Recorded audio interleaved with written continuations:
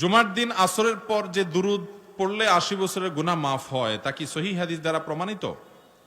ভাইরা আমার, একটি দুরুদের কথা বিভিন্ন বর্ণনায় পাওয়া যায়। আল্লাহুম্মা সাল্লি আলা মুহাম্মাদিন নবিয়িল উম্মি ওয়া আলিহি ওয়া সাল্লিম তাসলিমা। এই দুরুদ পাঠ করলে জুমার দিন আসরের পরে পাঠ করলে ৮০ বার পাঠ করলে ৮০ বছরের গুনাহ মাফ, ৮০ বছরের ইবাদত লেখার কথা বিভিন্ন বর্ণনায় পাওয়া যায়। কিন্তু এই বর্ণনাগুলোকে মুহাদ্দিসিন ইকরাম দুর্বল বলেছেন। এগুলা বিশুদ্ধতার মানদণ্ডে উত্তীর্ণ। অনেক মুহাদ্দিস লেখে অনেক দুর্বল বলেছেন, অত্যন্ত দুর্বল বলেছেন। কথা কি বুঝাইতে পারছি? বাকি এমনি জুমার দিন দুরুদ শরীফ পাঠ করা, এটা তো বিভিন্ন বিশুদ্ধ হাদিস দ্বারা প্রমাণিত। এবং দুরুদ পাঠের শ্রেষ্ঠ দিনই হলো জুমার দিন। আর জুমার দিন আসর পরের সময়টা দোয়া কবুলের সময়। এই সময়টা কিসের সময়? দোয়া কবুলের সময়। এই সময়টাতে দোয়া করতে হয়।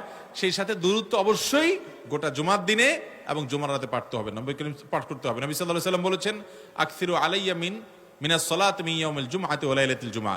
জুমার রাতে অর্থাৎ বৃহস্পতিবার দিবাগত রাতে এবং জুমার দিনে তোমরা আমার প্রতি বেশি বেশি করে দুরুদ পাঠ করো।